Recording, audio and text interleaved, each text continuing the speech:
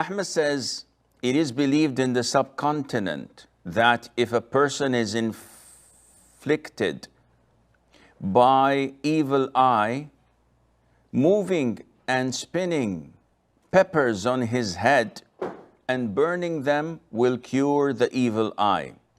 I know it's baseless, but I cannot convince the people. Can you please make a video on it so this practice is minimized or stopped? Ahmed, it is not only limited to warding off evil eye and the rest of such things. It is deeply rooted in people's hearts that they follow what their peers, what their shaman, what their soothsayers tell them, rather than following the Qur'an and the Sunnah. And Allah tells us in the Qur'an, وَمَا أَكْثَرُ النَّاسِ وَلَوْ حَرَصْتَ بِمُؤْمِنِينَ. And the vast majority of people will not become believers even if you are keen on making them. O Muhammad, if you look around in the Muslim world, you will be shocked by the amount of Muslims who practice so many things other than Islam. The way they pray, the way they deal with one another, the transactions they are doing.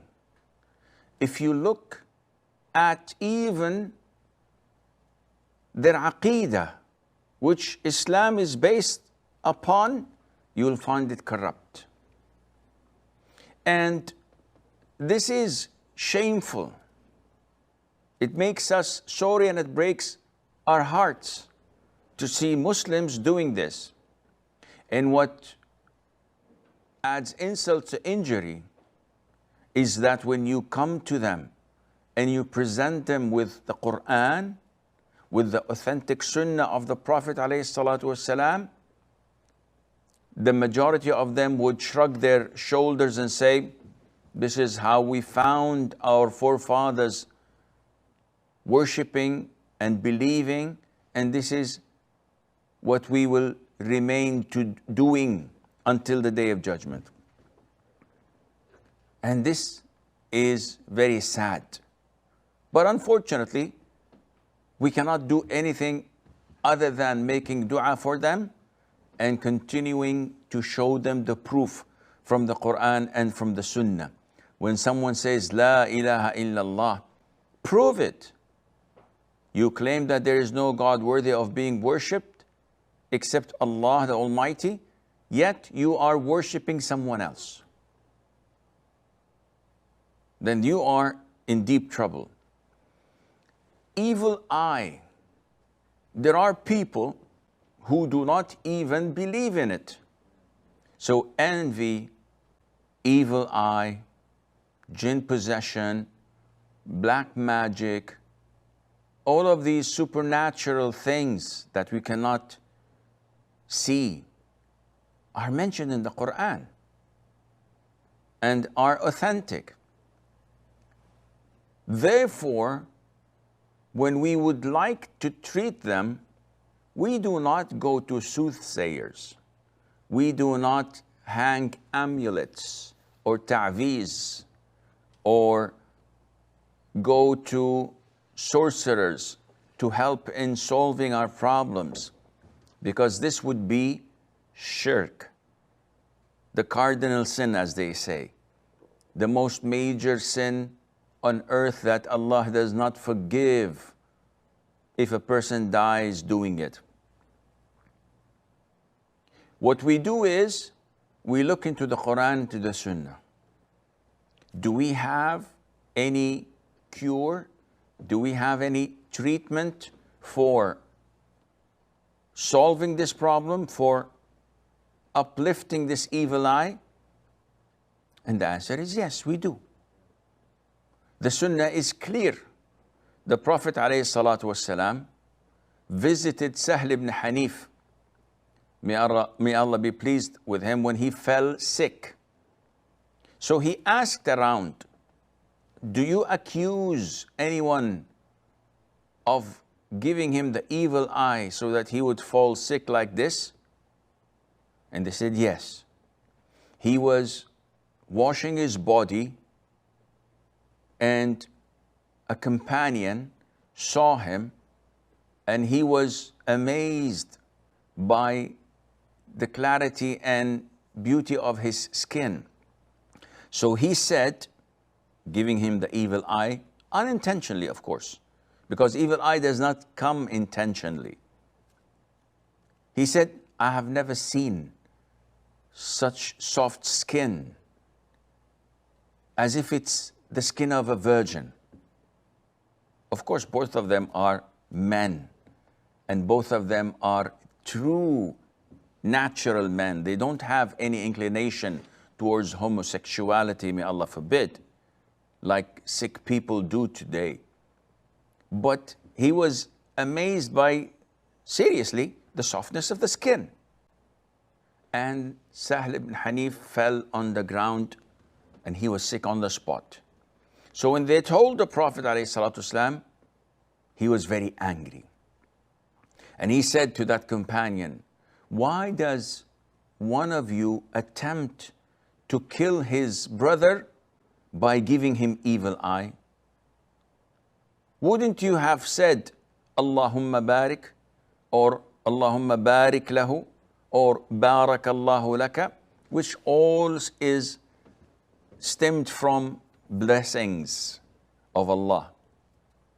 Then the Prophet ordered him to do something, and this is the best cure for the evil eye, if you know who gave it to you.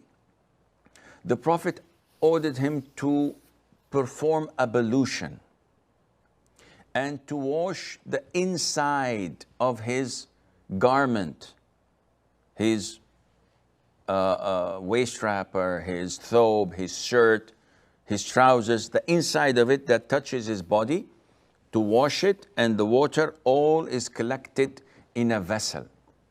Then he ordered them to throw the water over the head of the affected person.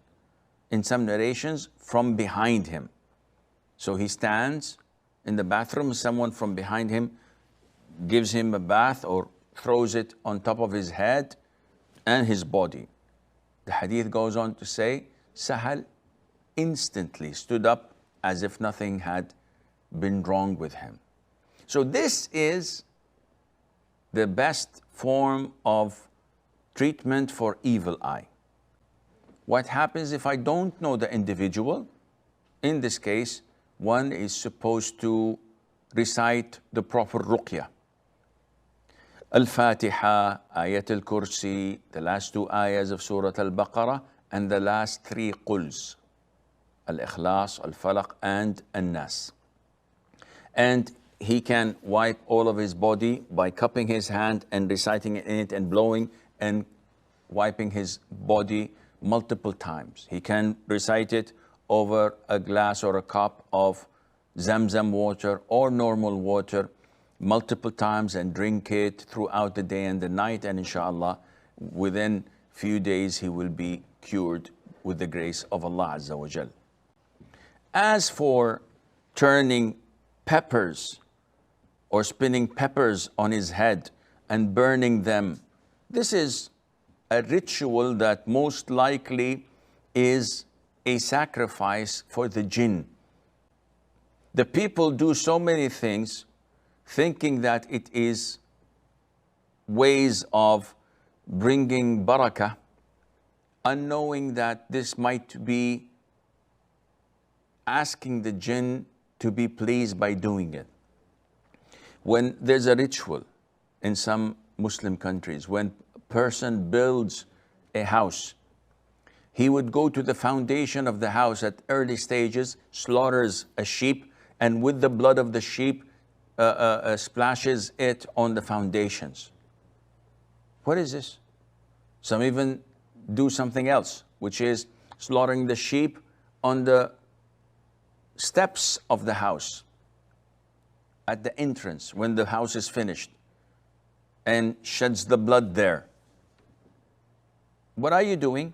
He said, I'm slaughtering for barakah. You're sacrificing for the jinn, because you want the jinn not to annoy you, not to inhabit the house. So you give them this sacrifice, because this is not for Allah Azza wa Jal. And the way you're doing it is definitely not for Allah. So spinning peppers, and I don't know if it's chili, if it's red or if it's green.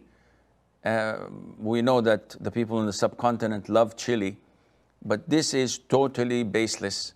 It's not related to Islam, and it may take a person out of the fold of Islam if he's doing this for the jinn, because this is a form of sacrifice other than to Allah.